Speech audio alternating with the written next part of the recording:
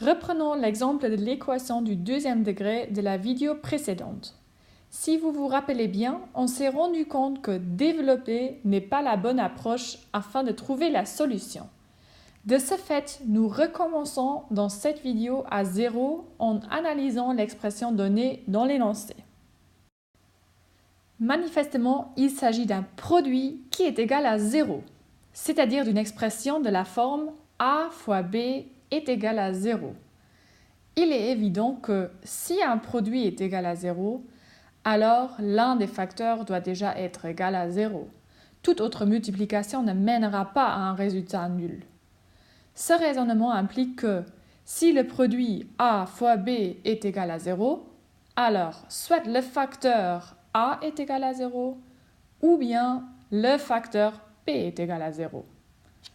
D'autre part, il est évident que si A est égal à 0 ou bien B est égal à 0, alors le produit A fois B est aussi égal à 0.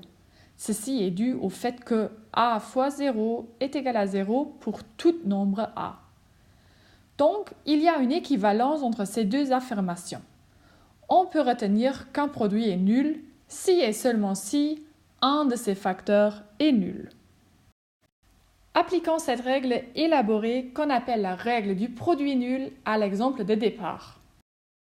On a vu que le produit de entre parenthèses x moins 4 par entre parenthèses 3x plus 9 est égal à 0 si et seulement si un de ces facteurs est égal à 0, c'est-à-dire si et seulement si x moins 4 est égal à 0 ou 3x plus 9 est égal à 0.